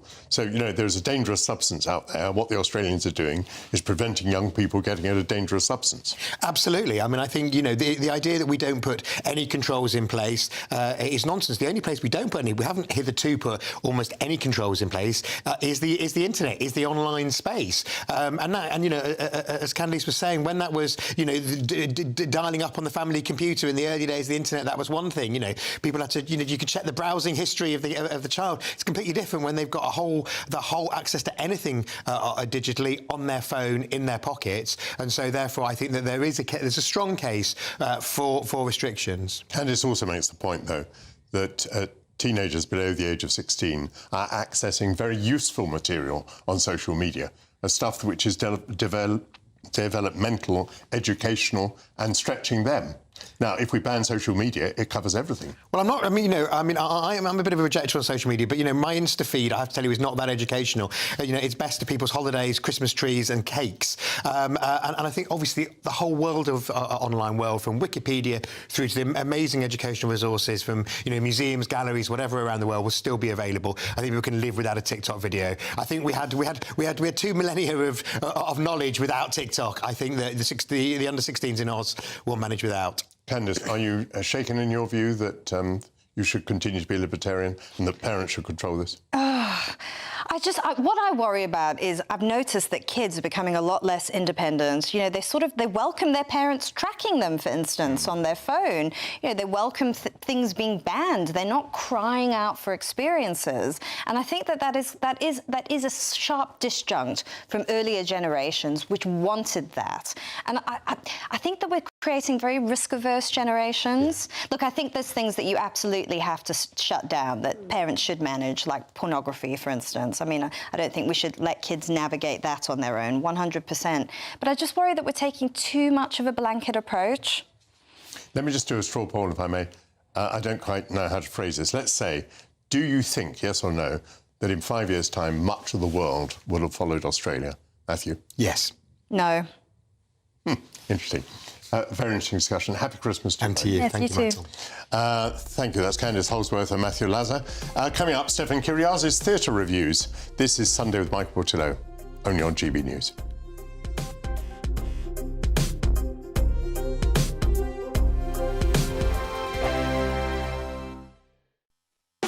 You want to know what's really going on in the corridors of power? Labour don't know what to do with you half the time, and that makes you quite lethal in the chamber. Get behind the headlines with Chopper's Political Podcast. Join me, Christopher Hope, as I sit down with the great and the good of British politics. We'll see where this ruling takes us. These are the stories shaping our nation. Chopper's Political Podcast, available now on all platforms. Listen in and stay ahead.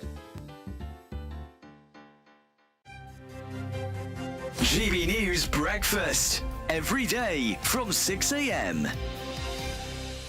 It appears seem to need more time to do that. They definitely do. I mean, I think this country is becoming so ageist, it's not true. We're all being taxed, and when you think of the years and years we've all paid taxes, and, now they're having another go at us. They're taxing our pensions and everything that we might have saved for that rainy day. Certainly, when crossing a road, it is, if you are, I've got a bad knee, you've got a bad knee over there. We have problems. You have a few problems, Eamon. About everything. Yeah, but when you get across the road, you're frightened. I'm frightened of falling, because I think that's one of the major things of old people. They're terrified. I've had two friends in the last fortnight fall very badly and they're in hospital. And then you suddenly get this beep, beep, beep, beep on a crossing, and you panic a bit, and the cars are coming, and bicycles are suddenly there. It's all... Are people generally not very patient then? Because if there's an old lady or an old man crossing the road in front of me, I'd always stop. No, it doesn't matter. It doesn't matter. And if you're in a wheelchair, they'd probably run you over more. I mean, it's a terrible situation. I mean, it's not so much pedestrian crossings, right? It's the ones where it's lights. When Christopher quite right says about the beep beep beep is so you have, and suddenly it says 10 seconds, 9 seconds. The countdown's stressful. Yeah, and can imagine it would be stressful It for is elderly trying to I have to trying to drag my leg across the road. GB News, the People's Channel.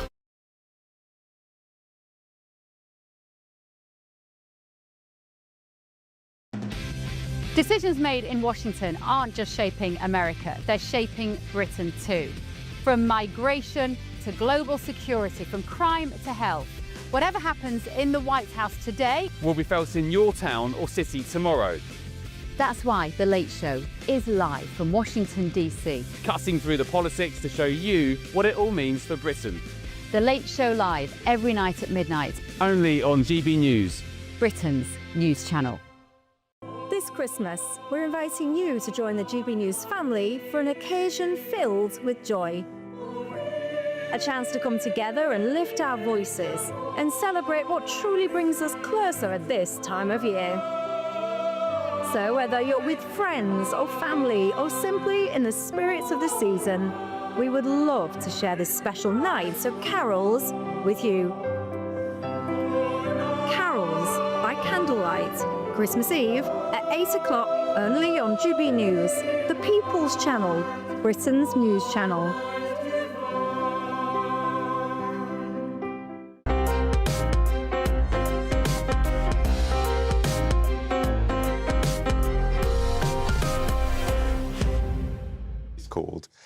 It's all bye. Welcome back to Sunday with Michael Portillo.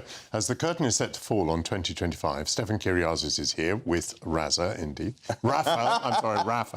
to take his penultimate bow of the year on this programme. Welcome to you both. Thank you very much. Now, what are you going to talk to us about? First of all, we're heading into the woods. So this is Stephen Sondheim's very, very, very sort of iconic musical. And it has to be said always that there's a brilliant sort of West End joke or theatre world joke that if you go Stephen Sondheim, people go, oh, no tunes then. So it's his music is challenging at times, and this one is very challenging at times. It's a massive amount of fast word play, skittering music and everything, but it always binds together and it really pays off when you get into it and you pay attention. So it's basically a mashup of a bunch of fairy tales. So we just start in a very plain room with a plain wooden table, and we get Cinderella, there's a bit of Rapunzel going on, there's a young boy called Jack who has to sell his beloved white cow, there's Cinderella, and then we have a baker and his wife who kind of hold the whole story together. They're desperate for a child, unaware that the witch next door has cursed them into not having a child. She's under a curse herself, so she sends them into the woods. And I have to say, when that plain set with the wooden table pulls back and the stage opens out into the woods, it's jaw-dropping. Yes.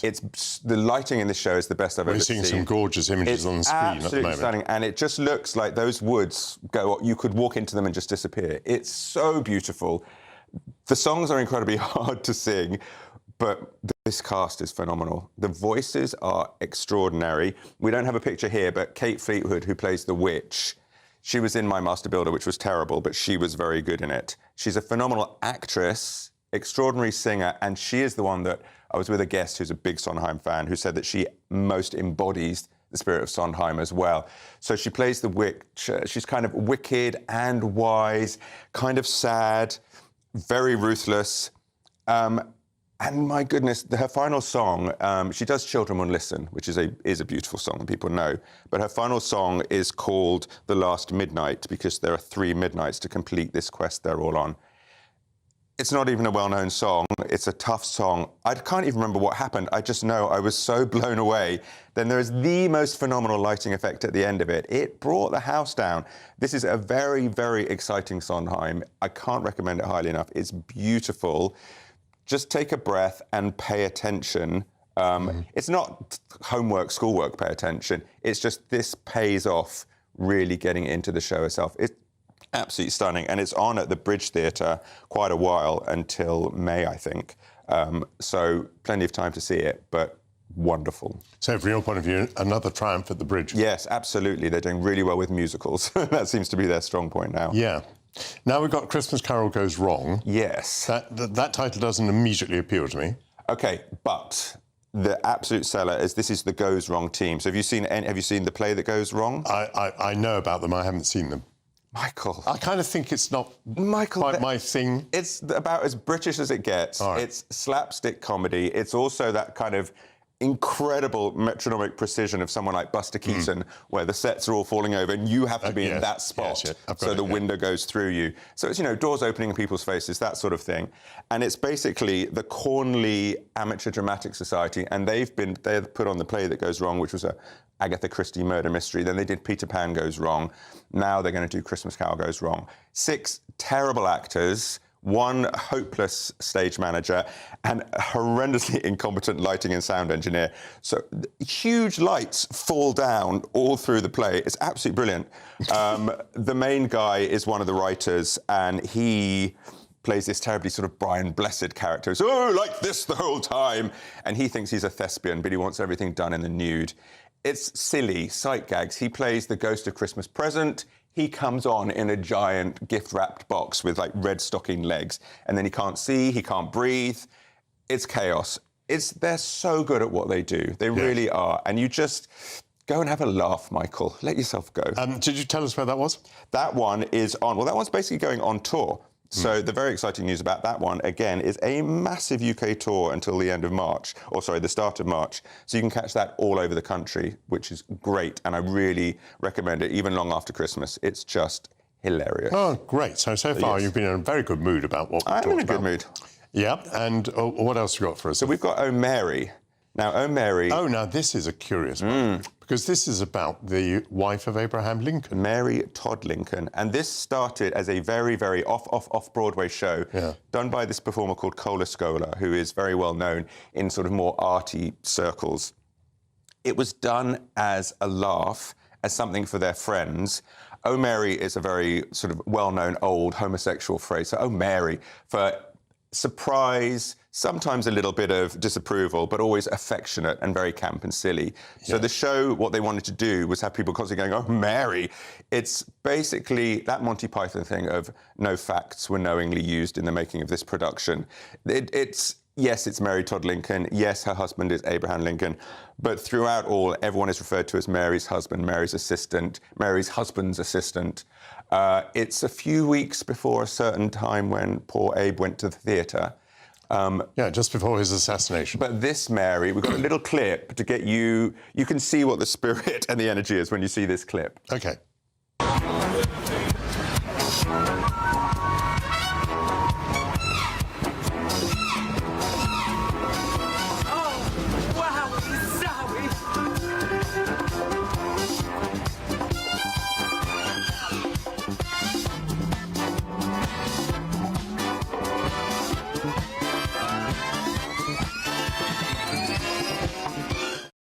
Park has taken on Cola Scola, played it on Broadway as well, once it transferred to Broadway, and it's still extending a year and a half later, keeps going on, and won the Tony for it.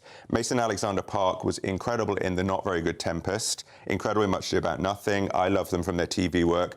They have an incredible presence, incredibly beautiful, rich, deep voice, stunning singing voice, and this Mary, unhistorically not factual, has a very shady cabaret past, and she wants to get back to that.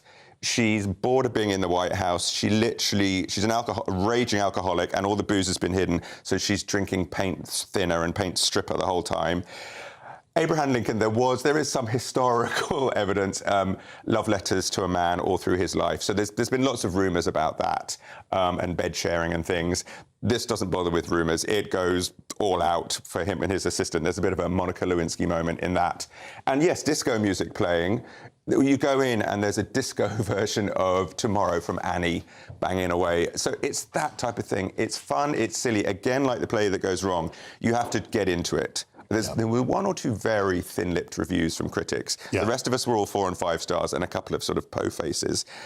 Leave your po face at home. It's brilliant, clever, silly fun. Absolutely love that. That one's on at the Trafalgar Theatre, and that one is booking through till the end of April. Highly recommended. Huge fun. Let's talk about ballet. Just to wrap it all up, a little bit of Christmas. A Nutcracker? Yeah. But not the Royal Ballet. There are other things than the Royal Ballet, but who'd have believed it? There's another Nutcracker on. This is the English National Ballets. It's the second year of this production. The previous one was OK, but not incredible. This one I love. It's a beautiful, stunning one. It's very clever at foreshadowing.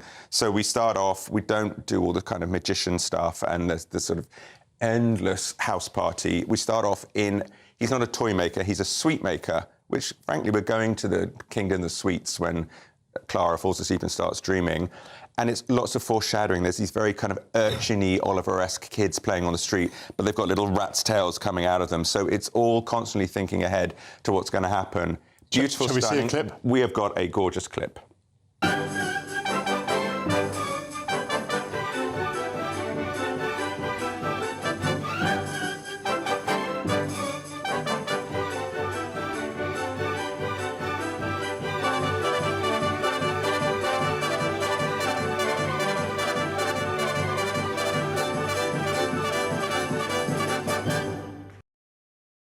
A gorgeous-looking production. And you would love, you roll your R's better than me, probably the Spanish. So, for example, in the Spanish dance, they wheel on this gigantic box of turron, open the lid, and the dancers are all there. And actually, they look like models. And then suddenly they all start moving. They step out of the box. Licorice, there's this huge, gigantic box of licorice with this figure on top. The door opens, and ridiculously adorable children come running out and do their dancing. So it's It's lavish, it's very full. The snowflake scene has been completely reimagined. It's a bit Narnia, frozen tree, icicles. It's very cinematic. So this, I really love. And it's just stylistically a little bit different from a lot of what's out there at the moment. So, has he fallen asleep? No, he's there. He's paying attention. Thank you, Rafa, and thank you, Steve. That's on at the Coliseum. Now, in the special Christmas edition of this programme, which is going to be broadcast on the 26th of December, Stefan will be looking back on memorable productions of 2025. Coming up today, the Knights Templar were suddenly rounded up and then tortured and put to death. Why? Before the answer to that question, news headlines from Aaron Armstrong.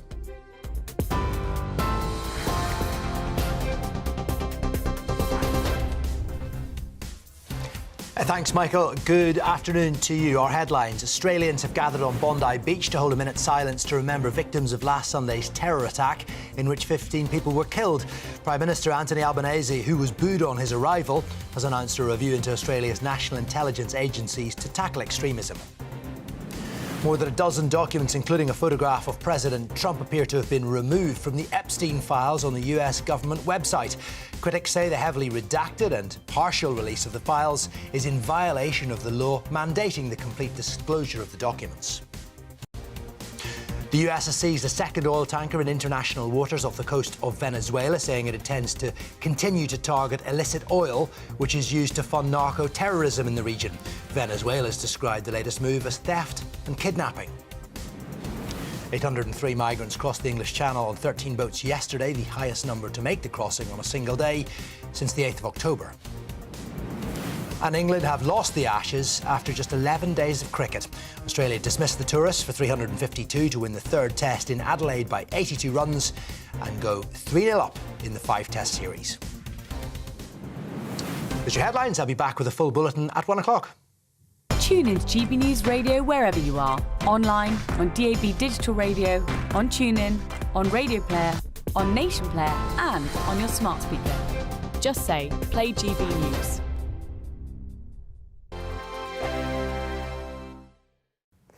Hello there and welcome to your GB News weather update from the Met Office. It's going to be a cloudy end to the weekend. We are going to introduce a bit more rain, but as we head through the week towards Christmas, things will start to turn a little bit colder. But as we look out there at the moment, we have some low pressure out towards the west, which is bringing us this southeasterly wind across the UK. Now there is plenty of cloud within this and a few outbreaks of rain and showers, especially across the southwest and northern England. But elsewhere, it's going to be a dry afternoon. Like I said, plenty of cloud around, so it will be a little bit murky, but the temperatures for this time of year, it is still going to be quite mild. We're looking at around temperatures of around 10 or 11 across the south, maybe just a little bit cooler, 8 or 9 across Scotland. Now, as we go through this afternoon and evening, we start to introduce this rain across the southeast, so turning a lot wetter here, but it will be quite patchy, especially across the west. Northern England stays mostly dry, still quite a bit of cloud around, but some patchy rain across Northern Ireland and some more persistent rain across eastern Scotland. The best of the conditions is going to be up towards the northwest, where we still have some clearer conditions to end Sunday, but that won't last too long, as we do need to keep an eye on this rain, as it does move its way northwards through this evening and through the early hours of Monday morning. It does turn heavy as it reaches the Pennines, and towards the southwest, those showers will start to turn a little bit more heavy as well as we enter Monday morning. But towards the southeast, it does start to turn a little bit drier. Temperatures not falling away too much. It is still going to be quite a mild night. Temperatures around sort of 6 or 7 degrees to start the day. That rain will continually move its way northwards through Monday morning, so it will turn drier for much of the UK to begin with. Best of the brightness is going to be across the southwest and South Wales, but another murky day for the rest of the UK. Temperatures once again still quite mild. We're looking at around highs of around 11 or 12 degrees. Bold. They are under no illusion. Ray. Are you a human trafficker? Boundless. I've had enough of the nonsense, and I'm not afraid to say it. Don't get us on the BBC. Every weeknight, I tear through the headlines. The smell of gasoline. Should we be worried about it? From Westminster madness to cultural war chaos. What we're going to do now, they are throwing things out the car as we speak. Get ready, Britain. Here we go. Patrick Christie's tonight, weeknights from 9 p.m, only on GB News, Britain's news channel.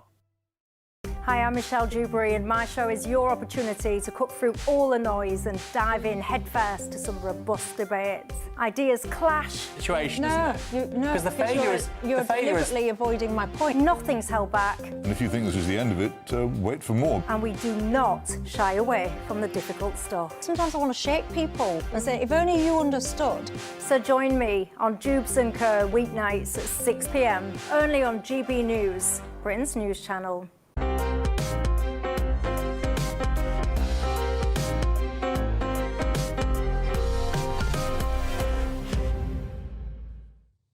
Welcome back to Sunday with Michael Portillo. The Knights Templar were a military order of the Catholic faith, protecting pilgrims in the Holy Land after the First Crusade. Suddenly, King Philip IV of France destroyed them, accusing them of heresy and depravity. Author of the new book, Downfall of the Templars, Guilty of Diabolic Magic, ? Tony McMahon joins me now. Before we get on to whether they were guilty of depravity and so on, witchcraft, tell us a bit about who they were in their heyday. Yes. I mean, the Knights Templar were an order of holy warriors. I mean, they inspired every young male in medieval Europe who wanted to be a crusader, you know, with the white mantle, with the red cross.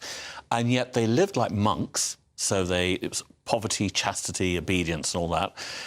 Very tough military drills. They went first into battle. They were last to leave the battlefield.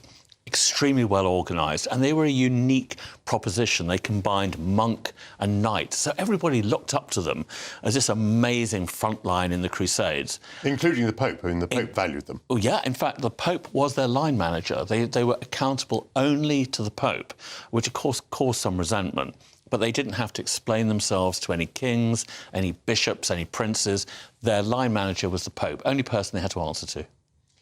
And as I've said in the introduction, suddenly, they were rounded up, tortured, and many of them put to death. Well, it's the notorious date, Friday the 13th, 1307. The King of France, Philip, suddenly accuses the Templars of all kinds of appalling crimes, worshipping a devil's head called Baphomet, worshipping cats' heads, engaging in very dodgy rituals, spitting on crucifixes and so on. And the whole of Europe was shocked. You know, everybody thought the Templars were the model crusaders, and suddenly there's King Philip saying they're not. They're Satanists. They're diabolists, they're heretics, they're traitors, and they need to be imprisoned, they need to be crushed. And there were dawn raids across France and later across the whole of Europe, arresting every Templar, imprisoning them, torturing them for their confessions, and eventually burning some of them, including the last Grand Master, burned near to Notre Dame Cathedral in Paris. So a horrific end. I mean, with my modern mind, I find this all very improbable, these accusations. I mean, how could a whole order be so infected, so affected, and yet until that moment nobody knew about it? Well, you know, there were plenty of people who said that at the time as well. They said, as the King Philip of France completely lost the plot. But, you know, what I outline in the book is that, on the one hand, I think he was after their money, because they did make a lot of money to fund their crusading activities. They were a very effective money-making machine. But I think the accusations of witchcraft, effectively, I think they were effectively the first witches to be put on trial, because following this there was going to be 300 years of witch-hunting activity. I think King Philip genuinely believed that they were in league with Satan, that they were engaging in sorcery and necromancy and all these things that he accused them of. He even said they crucified Christ a second time. And I think he believed it. I think he thought they were guilty of all that stuff. So how extraordinary. I mean, he obviously had an incentive to destroy them, the monetary one that you described. But nonetheless, you don't think it was cynical on his part. You think he was seized genuinely by this, what seems to me, improbable belief. Yeah. Well, what I unearthed in the book is that there were other witchcraft trials that he was pursuing at the same time. So he was also going after a bunch of women called the Beguines, women preachers, and he burned them at the same time. Same prosecutors, the Inquisition and so on involved. He also went after a bishop who he accused of killing the Queen using poison. She'd actually died in childbirth. And he even tried to put a dead Pope on trial, a Pope who'd crossed him and he didn't like him, and he was still going after him vengefully, accusing him of depravity and Satan worship and so on. Now, I was going to come to the relationship with the Pope. I mean, did the Pope know about that this ban was going to occur? Was the Pope complicit in this? Or was this an example of the king getting one up over the Pope? I think it's one up over the Pope. I mean, the Pope wasn't living in Rome at the time. He'd been kicked out of Rome, and he was living in Avignon, what's now France. And he was pretty much under the thumb of Philip. He tried to resist, but in the end of the day, the king had the upper hand. He had the armies, he had the might, and he drags the Pope along with him. He makes the Pope fall into line. He bullies him into line. And poor old Pope Clement V eventually goes along with it, and he bans the Templars in 1312. And it's a shocking end to this order. I mean, people across Europe didn't believe it was happening. They said, what's going on? But eventually the Pope says, all of you fall into line. All of you crush the Templars. Even happened here in England. The Templars were rounded up. The Grand Master in England was arrested in Lincolnshire and dragged off to the Tower of London. We didn't torture our Templars, by the way. We just arrested them and then made them resign and go away. But the French really went for it. They racked them. They did appalling things to them. And these poor people confessed. What happened to the money? The money largely was taken over by the king, but also there was a rival order called the Knights Hospitaller, who still exists today, and they took some of that money. They managed to get their hands on it. So the Knights Hospitaller and kings across Europe saw an opportunity, basically, to take the Templar money. In Portugal, intriguingly, the king there did something quite unusual. He kind of nationalised the Templars, created something called the Order of Christ, and took the money that way. But everybody took the money, basically. It got divvied up. And were they destroyed? That's an interesting point because, yes, officially the Templars are destroyed. Their last Grand Master is burned at the stake.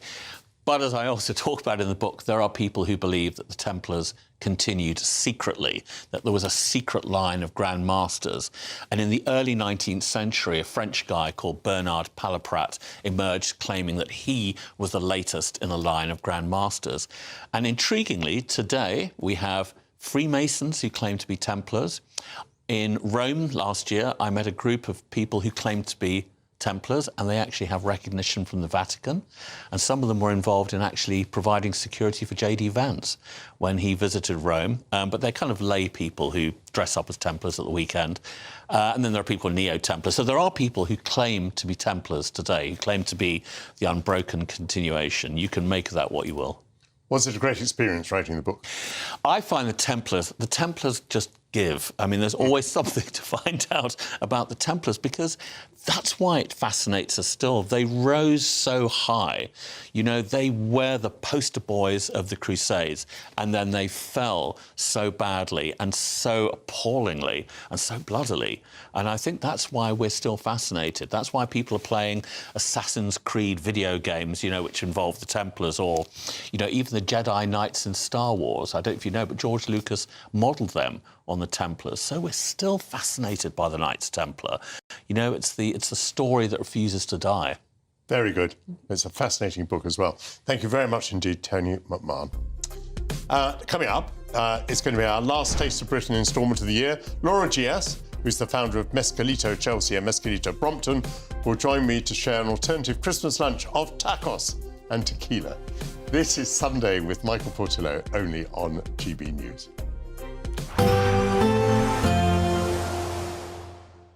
Be nice to escape the grey. Clear skies, here we come. As clear as our travel insurance. All Clear Travel Insurance sponsors GB News Travel Destinations Forecast. Hello there, welcome to your latest winter sun forecast. If you're travelling towards the Mediterranean on the lead up of Christmas, it's going to be fairly unsettled for a lot of the area. Some bands of rain really moving eastwards across the Med. Some heavy rain for a time for the Balearics especially, but after a fairly stormy spell down towards the Canaries and Madeira, something a little bit more settled developing here with some spells of sunshine and temperatures for Canaries reaching the low 20s. All Clear Travel Insurance sponsors GB News Travel Destinations Forecast. This Christmas, we're inviting you to join the GB News family for an occasion filled with joy. A chance to come together and lift our voices and celebrate what truly brings us closer at this time of year. So whether you're with friends or family or simply in the spirits of the season, we would love to share this special night of carols with you. Carols by Candlelight. Christmas Eve at 8 o'clock only on GB News, the People's Channel, Britain's news channel.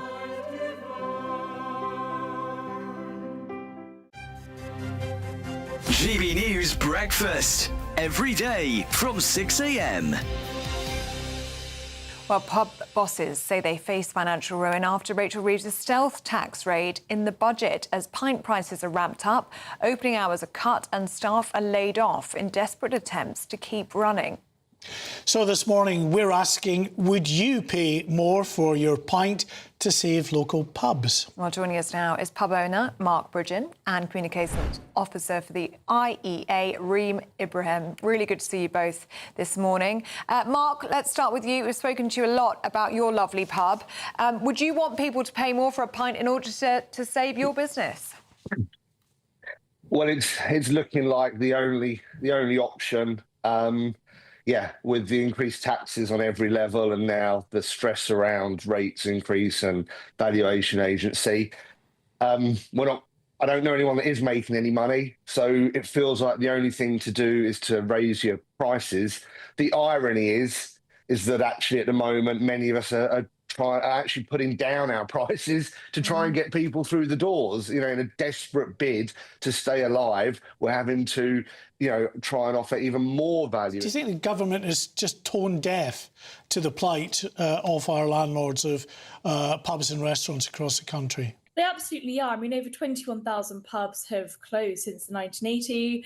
That's half of that in the last 2 decades alone. So I really do think that the government have tax regulated, restricted pubs to the oblivion.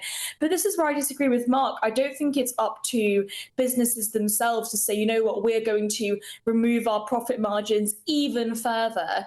We know that the hikes in national insurance contributions and increasing the minimum wage have a huge impact on small businesses. GB News, the People's Channel. In the GB Newsroom, we bring you the news as it happens. With our team of dedicated journalists across the UK, we're ready to keep you up to date with what's happening every half an hour, every single day. Bulletins here on GB News, the People's Channel, Britain's news channel.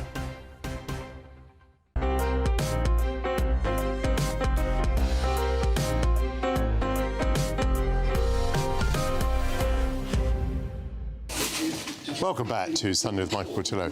Mexican restaurant Mezcalito, with locations in Chelsea and Brompton, combines traditional dishes with innovative cocktails.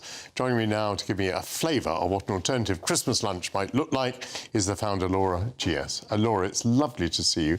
How long have you had these restaurants? So, Mezcalito Chelsea, I've had it for 7 years. We started in 18th of September 2018.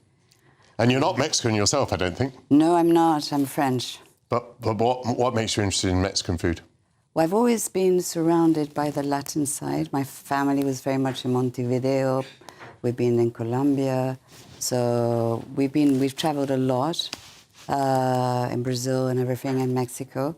So I wanted to bring something slightly different. And so you have. Now, we've obviously got a couple of cocktails here. We've got some tacos. Let's begin with the cocktail. Which one should I have first? Maybe this one? Go for the softer one, which is the horchata, Veracruz. Ah, an horchata. Exactly. Now, is an horchata made from a tiger nut? Yes, it was, but that was the Spanish version. Right. You're correct. So the Spanish actually brought in the horchata, and then the Mexicans brought it in afterwards. So, I mean, it looks like milk, but it's nothing to do with milk. There is a little bit of milk. There's sugar, cinnamon. Cinnamon here on the outside as well. Exactly, and that's why it comes from Veracruz, because Veracruz is a place where they make the cinnamon. And it also has some tequila in it. It has tequila and mezcal, this one. So it has both. Oh, gosh. Oh, that's something. Well, it's cold, it's creamy, it's cinnamon-like, and it's got a bit of a kick to it. It's very gentle. It is gentle. It's the softer of the two, you said. You warned me about that. Yes. Well, that's a very good start. It's easy drinking. You've got 2 lots of tacos here. Which one shall I start with? So you got the taco carnitas, which is Sorry, I'm moving forward a little bit. Yeah. It's that one. And This this one. is a quesadilla. So this is a beef quesadilla. So tell me about this one first, then. So the carnitas is a traditional dish, and we mix it. We do it with coriander and onions. It's very simple, and it was done. The reason why we always eat with our fingers is that that's how the menu started in the old days. It was no plates, no forks and knives. So that's how it came. All this. The taco was effectively your plate. And the quesadilla, yes. So very simple. And it's Lovely. corn tortilla as well, which is really nice. Lovely fragrance. What am I going to dip it in here? What So are you these can two dip dips? it in a red sauce. In the red sauce. Go gently because it's quite spicy. That's going to be quite picante, is it? Sí, señor. Okay. So it's got árbol de chile in it. It's got onions, a bit of garlic. It's homemade. So it's also, we balanced it as well, not to be too strong. Because, otherwise... I slightly overdid the red sauce, of course. Well, I might need some I did liquid say slow in that down case. a bit, huh? What about having a very bit of... excited. So that's the picante, margarita. So I'm now ministering to my picante taco with a picante margarita. Have you put salt on the outside? So no, that's tajin. So that's What is tajin? So it's a chili powder, which has got seasonings in it. So it's very gentle. I mean, it's quite a strong, Oh piquant. gosh, that's absolutely marvellous. It's our signature cocktail, this one. Oh yeah. And Could you imagine eating this at Christmas time? very easily. Do Mexicans eat this at Christmas time? They do, but they have a lot of dishes. The span is enormous in Mexico. They cover the table with different things. Everything. They're very generous, very generous. And then you have the quesadilla. So that's a beef quesadilla with a... Now, what is a quesadilla? So it's got queso in it, queso being cheese. Yes, it's got queso, it's melted, and it's got the red sauce in it. And it's actually, it's not the corn, it's an harina. So it's a flour tortilla. A flour tortilla. So it's very, very nice. And you dip it in. What am I dipping in here? You're dipping it in a green salsa. So it's got jalapeno, so go slowly. Yeah, so this one's going to be quite spicy as well, isn't it? Yeah, gently. But it's very nice because it melts in your mouth. So it's very soft. Whilst the other one is much more flavoured for the meat, this one is flavoured for the meltiness. It makes your mouth water. Do you know, I'm really enjoying the spiciness of this. I'm glad you are. Fabulous. Oh. Now, this looks like this would be what we would end the meal with. So this is a famous churros that you get in Mexico everywhere. They sell them on the streets in the little carts. Are they like Spanish churros? They're very similar because the Spanish... So they're essentially batter which has been deep fried. Exactly, totally that. But in this one we've got a crema dulce de leche. So it's got a bit of caramel, sugar. It's softer. So I didn't do it with chocolate. Because it gives it a bit of softness. It changes the flavour slightly. So try and see what you think. Did you say that was chocolate? No, crema de leche, dulce de leche. So I had chocolate completely in my mind, but it's not chocolate. No, it's something different. It's a bit more caramelly. It's absolutely delicious. Do you remember the Nestle? The Nestle has that sort of, you can buy the concentrated. It's got a similar flavour to that. It's a very nice chewy churro as well. Isn't that lovely? So, how's the business going? Do people enjoy Mexican food in Britain today? They do, and it's grown a lot. I mean, when I opened up in 2018, there was only a few restaurants. And that was the reason why I opened a Mexican restaurant, because there was a lot of French, English, Spanish, Italian restaurants. So I decided to open a Mexican restaurant to give something different. May I take this opportunity to wish you a muy feliz Navidad? Muchísimas gracias. Con tu familia. Y usted, la misma cosa, señor. Thank you very much indeed. What a fabulous way to have a Christmas lunch. Thank you very much, Laura. Thank you. And thank you to all my guests for joining me today. It's been a real privilege to share your company. A special Christmas episode of this programme will air on Boxing Day at 8 p.m. and Sunday with Michael Portillo will resume on the 4th of January.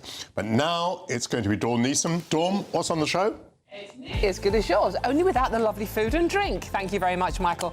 We are talking about the shocking 800 small boat migrants that arrived overnight. Can you believe that? Why 83% of British Jews don't feel their police are giving them any protection, and why A Christmas Carol now comes with a trigger warning. Evidently, it's got ghosts in it. Who knew? Scary, isn't it? Oh, and we'll also be having some fun with the winter solstice. All of that. See you soon.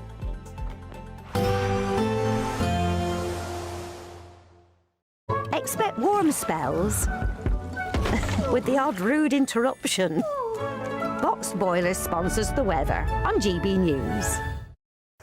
Hello there, and welcome to your GB News weather update from the Met Office. It's going to be a cloudy end to the weekend. There is going to be a little bit more rain as we go through this afternoon and evening, but as we head towards Christmas week, things will start to turn a little bit colder as we head towards the big day. Out there at the moment, though, we have this low pressure system out towards the west, and we have this frontal system just draped across the centre of the UK. Now, that is introducing some rain across the southeast, which will move its way northwards as we go through this evening and through the overnight period. It does turn heavy as it reaches northern England and across the Pennines, and we will